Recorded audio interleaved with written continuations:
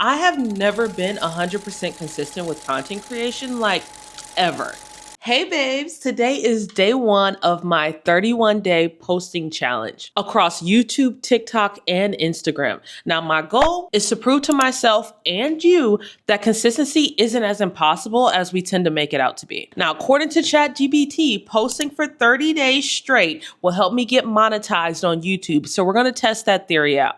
I spent years coaching creators about being consistent and finding that consistency, but I've never fully committed to being 100% consistent on socials for an entire month, let alone for all three platforms. This experiment is all about proving to myself that I can do it and I can stick to a schedule and build momentum. Now, the claim about monetizing in 30 days is extremely ambitious. Standard requirements for monetization through the YouTube Partner Program, aka like the YPP, is you need to have at least 1,000 subscribers and then 4,000 watch hours within the last year. Now, while this sounds like a lot, especially with first starting out, I feel like it's attainable so long as you have a strategy. I reached the 1K subscriber mark within my first 2 weeks on YouTube. So if I just create a strategy for my videos, I assume that I can hit the 4,000 watch hours by the end of the month. Because if you think about it, there's a ton of other creators who have done it in like half the time. I've seen people monetize in as little as 14 days. So how am I going to approach all of this? Here is a clear step-by-step strategy and framework that I'm following, but you can copy it step-by-step. So let's get into it. Starting this channel with focused intent is going to be crucial. The biggest mistake that I've seen is guessing what type of content will work, or creators will just post any and everything out there to figure out what sticks and hope that one or two of those videos will go viral. And the problem with doing that, let's say if one or two of those videos go viral, if you're posting about every single different thing and a bunch of people follow you for this one thing, you're going to end up boxing yourself in, or you're going to post about everything else that they don't want to see, and you're not going to get the watch hours that you need once you do get monetized, because it's not just about getting monetized once. It's about having that YouTube money come in month over month. Trust me, I've played the guessing game myself before, and it's just led to burnout, slow growth, and scattered content. So instead, let's be smart about this. Start by exploring potential niches that are known to be successful and profitable on YouTube. Now, a lot of sources suggest that you should stick with something with a high audience demand or potential for monetization, like health, wealth, happiness, relationships, things that everybody seems to want. But I did some research for you, and some other strong niches are finance, how to make money online, technology, investing, traveling, legal, insurance, makeup, marketing, cars, real estate, movies, gaming, and home and garden, which is a vast array of niches. Now, so pick one or two of those that deeply resonate with you. These niches are known to be profitable, which can offer higher ad rates. Now, y'all know I'm all about the productivity. So as a productivity hack, consider tools like TubeMagic's Niche Explorer to find those proven niches that have the high RPMs. Now, the next absolute critical step that you need to complete before committing to all of this is to validate your potential niche. Don't go into a niche that isn't proven to work. So you're going to go on YouTube and you're going to search for videos in your potential niche, and then you're going to filter those by the last month. And then after you filter it out, you're going to sort by view count. You want to make sure that there are already successful channels and videos on the topic that you want to talk about. So aim to see at least a couple videos with over 100K views. And this is a non-negotiable, because this is going to prove that there is an audience that wants to listen to whatever it is you're talking about. And also it proves that your content can take off and it can be successful if you just work it the right way. So once I did the research and then I validated my niche, what I did was I committed to this area, this content topic for the next 30 days. Sticking to one lane is fundamental for building momentum and attracting a consistent audience. So that way, if you're following me on video 1, you're going to like video 7, you're going to like video 14 and video 21. If I move the subject matter, you might be interested in video 1, but none of the other videos. And ideally, what you would like is to have one person view each and every one of your videos, or at least look forward to it. Not only that, but it also helps the YouTube algorithm understand your content ecosystem, making it more likely that it'll will suggest your related videos to your ideal audience. So if you know me, you know I love to give my mentees homework. So here's homework that I'm going to give you guys. Research potential niches.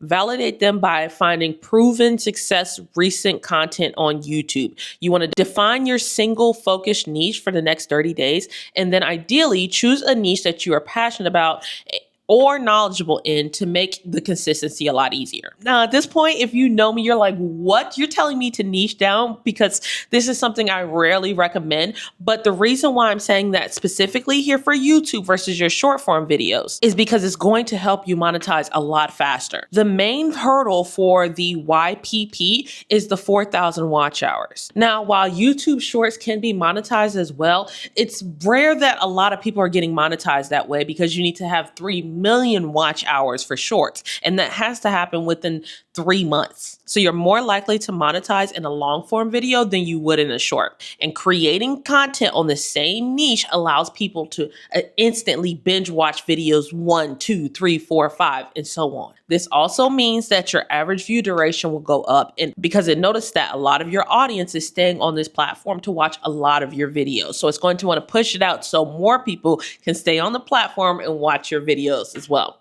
Then on top of that, having a specific audience is not valuable just for ads, but for alternative monetization methods as well. So I'm talking brand deals, affiliate partnerships. Even if you want to push out your own products and services, a lot of people want to buy from somebody who creates that sense of community, not like they're talking to a super large crowd of people. The more niche that you are on YouTube, the more likely you are to get brand deals and affiliate product sales before you even hit the YPP requirements. And then lastly, sticking to a niche helps you analyze the data better. This is going to allow you to get a rapid analysis on all of the data. You can get this within 2 weeks of posting consistently versus the average person needs to wait like a month and a half. That way you can adjust faster, which will just accelerate your growth.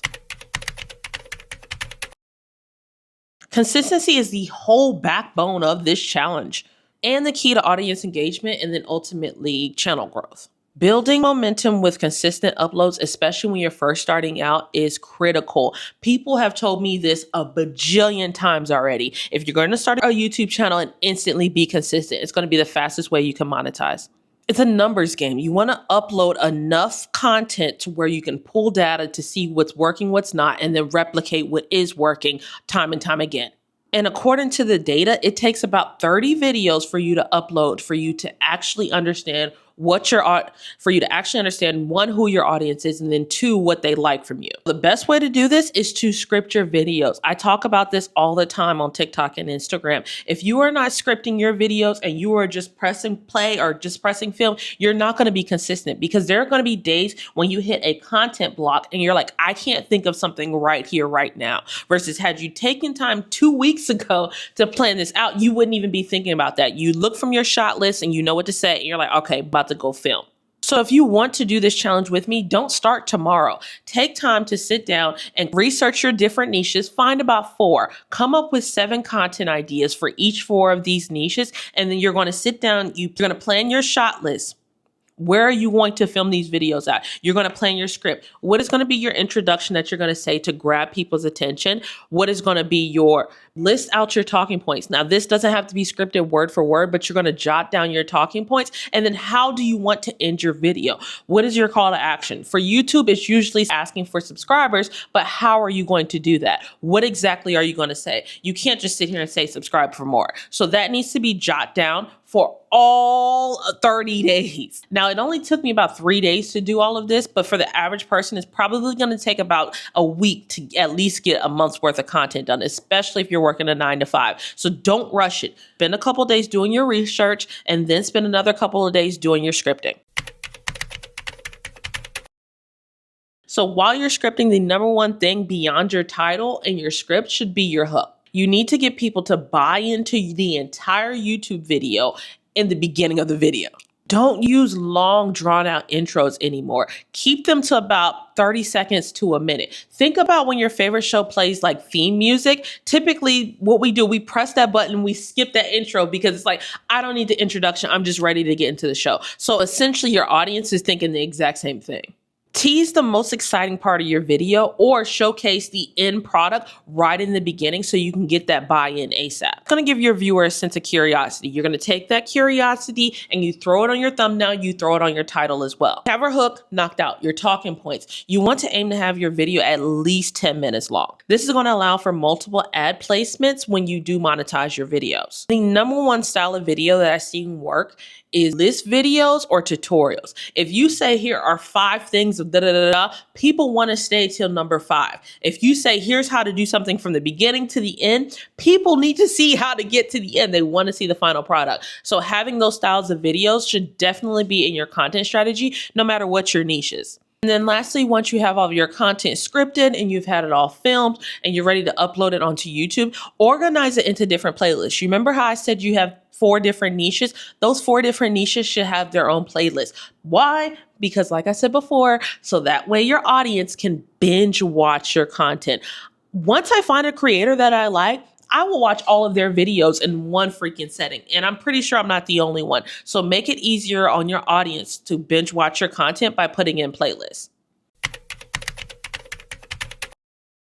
Hitting your goals will be crushing if you are not eligible for monetization. So make sure that you are sticking to the monetization requirements from day one. I know it sounds easy, but a lot of accounts don't get monetized because they skip over it. Create transformative content, especially if you're going to use third-party materials and resources. Make sure that your voiceovers aren't overly edited with AI because that will get flagged as like inauthentic content. Don't just re-upload other people's content. That's a lot of reasons why these reactionary pages don't get monetized, because it's not their own original content. And then the big one is to make sure it stays family friendly. YouTube is big when it comes to like talking about sex and things like that. They will demonetize you so quick. So make sure that the average person can sit here and play your video in their living room and it's not going to sound like an episode of Jerry Springer. We're coming to the end, but I do want to let you guys know something. You can get monetized on YouTube way before you get to the YPP. So let me go over a few ways and how to do that. Biggest way everybody knows is through affiliate marketing. You can promote relevant services or products. Choose a product that you genuinely believe in and let your audience know about it from day one. Create an affiliate link to that product, put it in your description, allow your audience to organically click on that link, buy what you like, and then you get a commission from it. Getting affiliate sales is proof that you can sell a product or influence your audience. So this is going to come in big when it comes to brand deals later on down the road. This is why I always have affiliate links for my Stan Store, Adobe, Tailor Braids, all of the brands that I genuinely love and believe in. There's always an affiliate link in the description of my videos. At the end of the day, you never know who actually needs it, and why not get a commission off of something that you suggested to somebody and they're going to buy it anyway. Now, the other way is through selling digital products. Anybody can sell a digital product. You don't need to have a following at all to sell a digital product, which is why I love having a Stan Store. You can create courses or you can create ebooks or whatever it is. You don't need to be a master expert in whatever your niche is. You just need to be a few steps ahead of your audience and be able to educate them on it. And digital products are highly scalable because you do the effort once and you can get paid for it indefinitely. If this challenge works out for me, I'm going to create a 30-day course outlining everything that I did, how I was able to get monetized, all of the back-end work that I did.